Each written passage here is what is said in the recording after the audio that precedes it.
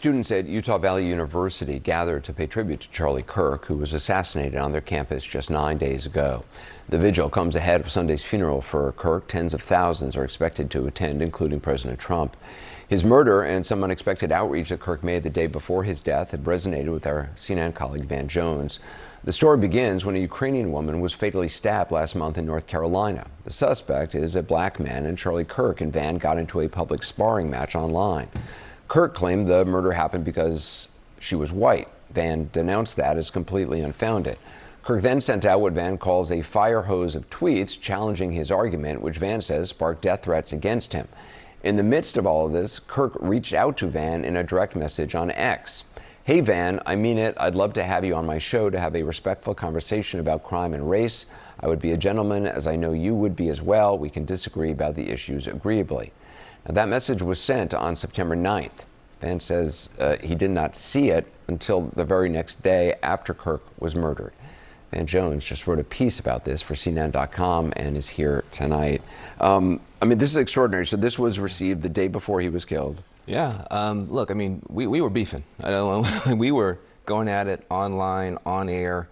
And then after he died, after he was murdered, my team called and said, "Van, he was trying to reach you, man." What? And what was he doing? Dialogue. Let's be gentlemen together. He says, let's disagree agreeably. So I'm sitting on this and I'm watching the whole country talk about civil war, censorship, justifying murder about this guy. This guy is reaching out to his mortal enemy saying we need to be gentlemen, sit down together and disagree agreeably. And the next day he's killed. And I've sat on it long enough and I just said, you know what? We're going to Memorial Weekend for this man. We disagree. Everybody knows we were not friends, okay, at all. But you praise the good when it's time to memorialize somebody. And what he did, and I didn't even know it, was good. He was. I'm glad that Van Jones is actually speaking up and speaking out about this and not hiding the tweet, trying to pretend like Charlie Kirk was not a civil human being who disagreed with talking points but didn't necessarily hate people. He was not racist. And just because they had a disagreement does not mean that somebody is racist. And Van Jones is doing the right thing. I have to give him credit because I was actually going to criticize and do a reaction video prior to Charlie Kirk getting killed about his whole take on what was going on with the guy on the train, right?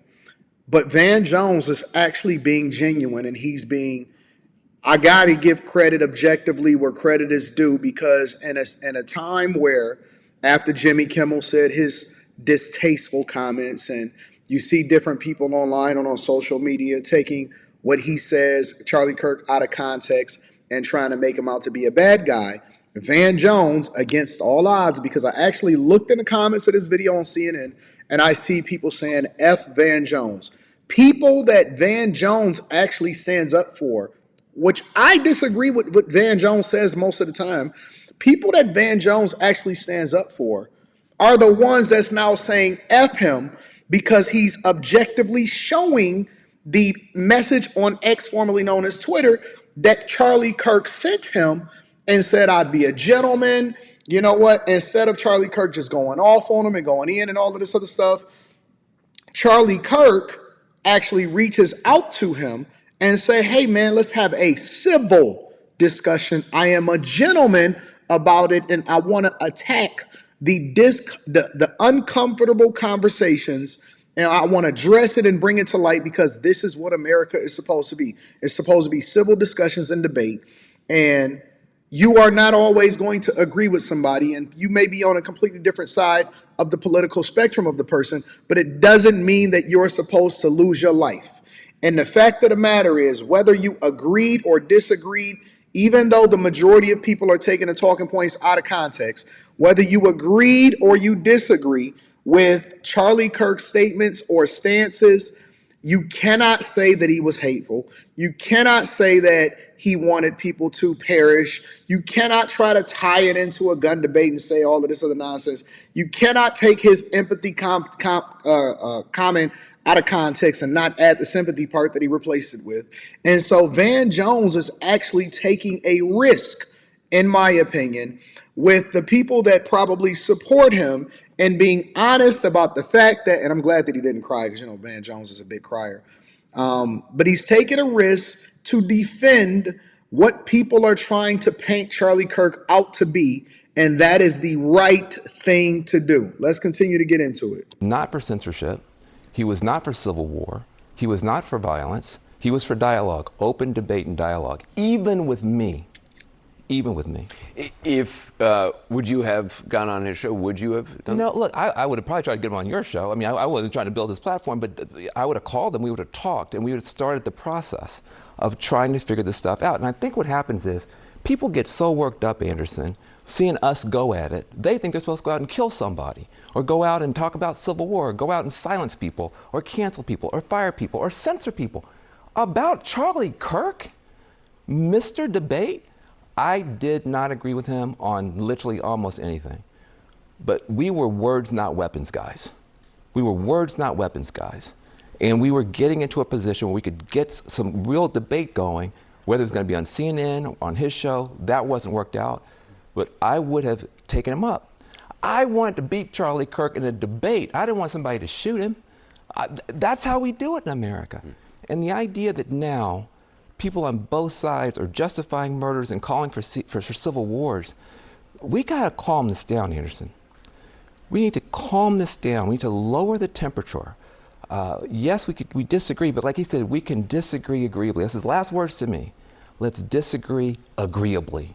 We should take that spirit into the Memorial Weekend for this guy. You also wrote that in the wake of Charlie Kirk's murders, Americans have a choice. They can choose more violence, more outrage, more censorship, or a different way. It's similar to what the governor in Utah, Spencer Cox, has said in recent days. Yeah, look, he's a Republican. He's saying the same thing I'm saying. I'm a strong Democrat. We have a choice now. This could be the beginning of us getting off of this pathway, but the pathway we're on, Anderson, is scary.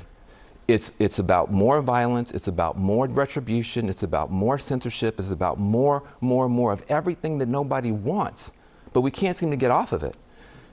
Charlie Kirk, in his last message to me, was pointing a way out. Civil discourse, civil dialogue, debate, let's disagree agreeably. If you want to get off this train, we can do it this weekend. Yeah, but this is the problem with it, is that the left is the one that is killing people. The left is the ones that started it and advocated for violence. The left has been getting, and I'm just going to be real with y'all, honestly. I'm going to be real with you. The left has been canceling people and removing them off of platforms and censoring people, and now it is translated into violence, and they have not taken responsibility and ownership. Now, I 100% agree with the whole temperature thing, and that, we should be great debaters. We should be people that have civil discourse. We should be people that have conversations. But it's hard to have conversations with people that are radical and are becoming more radical in the things that they are doing now that they continue to lose. When they lost the election, man, it just hit the fan and they just went all the way to the left in ways that we have never seen before in our lives. And it's hard. It's very difficult to justify trying to have a debate with people that want to see you die.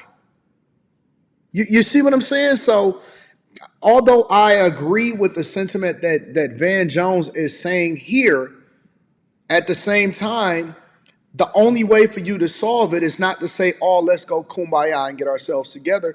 The side that you represent, you need to wrangle your people together and against all odds. And when they sit at and come at you, now that they saying that you are a sympathizer, you need to stand tall and hold them accountable, because it has gotten out of control over there first before anybody started getting fed up.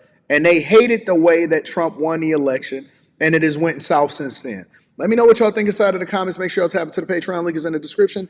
Teach Henley 40% off your first order, 20% off for life. I love y'all. I appreciate you. I'm going to holler at you guys later. Peace.